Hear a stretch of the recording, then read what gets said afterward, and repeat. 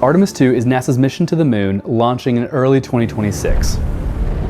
It'll be the first time that humans have visited the moon in over 50 years, but it's more like a test flight. 4 astronauts will fly to the far side of the moon on a 10-day journey using the most powerful manned rocket to date. Today, I'm going to break down Artemis 2 for you in 3 parts: the spacecraft, the mission, and the crew. So let's go.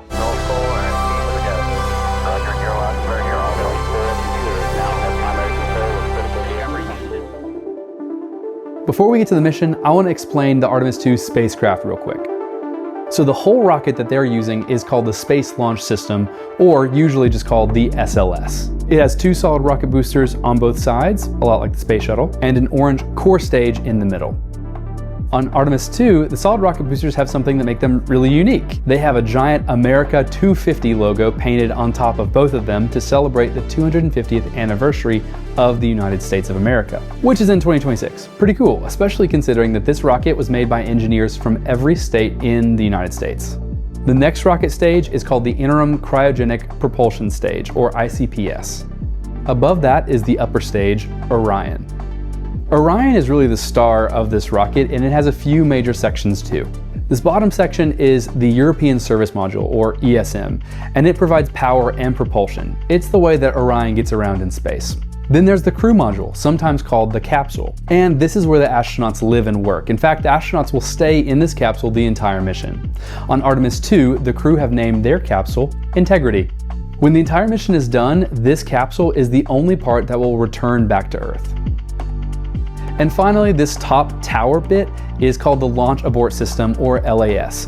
Hopefully the astronauts won't need it, but if they do, it can actually pull the capsule away from the rest of the rocket if there was a major malfunction or an explosion, and hopefully save the astronauts' lives. If you want to learn more about the SLS, I have a whole video about that right here. Now that we know our spacecraft, let's talk about the Artemis 2 mission specifically.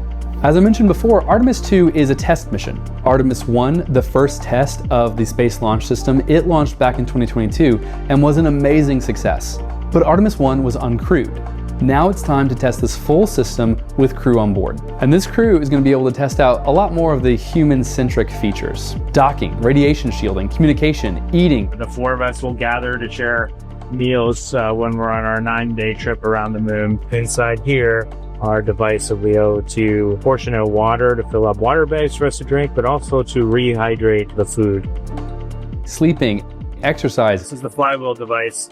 And what I kind of want you to imagine is a rowing machine. So we can do rowing like a cardiovascular workout. We can do weightlifting with it. So we can do squats, we can do deadlifts, we can do curls, varied levels of resistance to really put a lot of stress on our muscles and our bones. Going to the bathroom. Inside the capsule, this would be the floor. You would float over to it, open up this hinging door, float on in. All the human things that we couldn't test before. Artemis 2 will launch from the Kennedy Space Center in Florida from Launch Pad 39B. Launch Pad 39B launched Apollo 10 to the moon in the 1960s and many shuttle missions, including this shuttle mission that I got to see launch when I was a kid. And it will launch as early as February 5th, 2026. And when the countdown hits 0, it's going to be the most powerful manned rocket launch in history. 2 minutes into launch, we're going to jettison the solid rocket boosters and be left just with the core stage powering it into low Earth orbit. And this is when the Launch Abort System will be jettisoned as well. 8 minutes in, the core stage is out of fuel, and so it's going to separate and fall back to Earth, while the second stage, the ICPS, ignites and gives the final push to get the crew into space. After 2 burns, the ICPS is going to have Orion in an elliptical high Earth orbit. And so now Orion is going to be 46,000 miles away from Earth on the far side, and the close side of its orbit is going to be 115 miles from Earth. And this orbit will take about 1 day to complete. During this first day, Orion's going to separate from the ICPS and begin to do a docking practice maneuver. In the coming years, Orion will dock with the lunar lander and the Gateway station. So we need to know, how well does the autopilot work? Do the thrusters work the way we expect them to? If you remember the 2 astronauts who were stuck in space for a while, Butch and Sunny, last year, they were testing out a new spacecraft called Starliner. And the whole reason that NASA kept them on the space station for months instead of weeks was because of bad thrusters. We need to make sure Orion does not have similar issues. Once Orion passes back by the Earth, it's going to reignite its engine for the translunar injection, or TLI. This is the final push to get our astronauts to the moon for a free return trajectory. What is a free return trajectory, you may ask? It means the gravity of the moon and the Earth will naturally bring Artemis 2 back home. No additional burns required.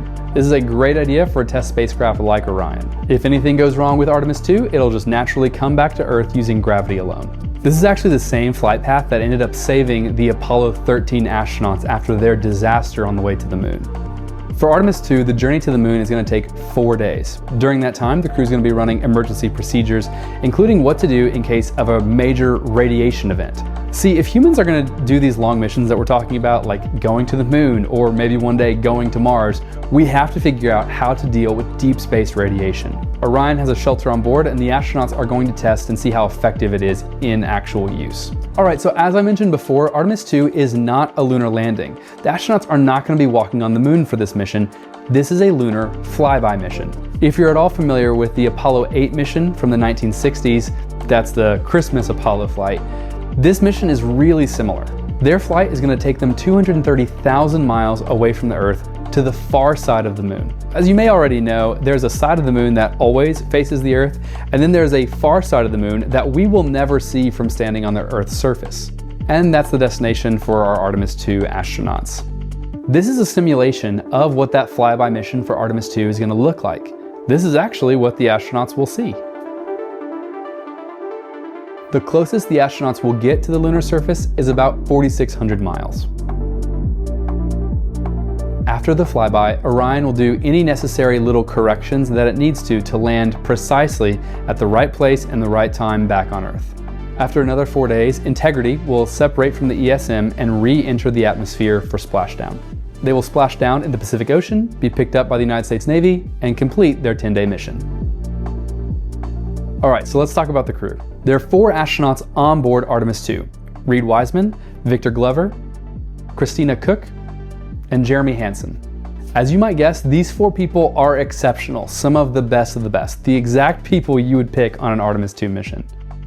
I'm going to highlight just a couple of things that stood out to me about each one of their bios, but seriously, you need to go read them. I've linked them all in the description of this video. These are incredible people who have done amazing things in their lifetimes.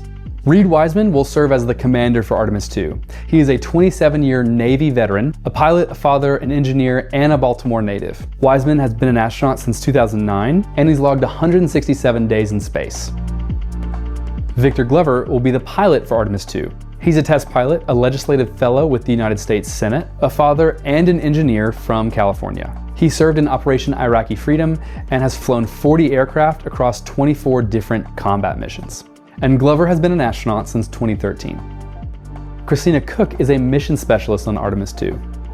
She's an electrical engineer, an Antarctic explorer, a firefighter, and has worked on major scientific programs for both NASA and NOAA. She grew up on a family farm in Michigan and attended North Carolina State University. She's been an astronaut since 2013 and holds the record as the woman with the longest single spaceflight, almost a full year.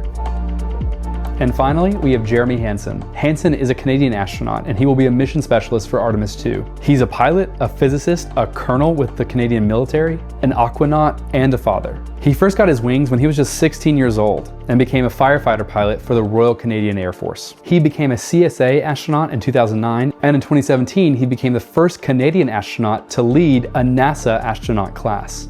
And get this, Artemis 2 is going to be Hansen's first spaceflight. You can't really beat a trip to the moon as your first flight in space. So that's the crew. 4 incredible astronauts who are going to be able to test out everything for future missions and be our first return to the moon in over 5 decades. So the big question, when is Artemis 2 happening? Very soon. The first launch window for Artemis 2 opens on February 5th, 2026. Now, it took Artemis 1 a couple of launch attempts before NASA got everything working properly. But the result of that attention to detail and that patience was a very successful flight. And this time, Artemis 2 has actual humans on board. So don't be surprised if there are a couple of scrubbed launch attempts over the next couple months. Me and my family are hoping to be there for launch, hopefully with some of you guys. And if you are as excited for the Artemis 2 launch as I am, be sure to check out all of the Artemis 2 shirts and merch that I have put out on my Digital Astronaut Etsy shop, like this one, available now. Be sure to like and subscribe, and you can check out my other Artemis videos right here.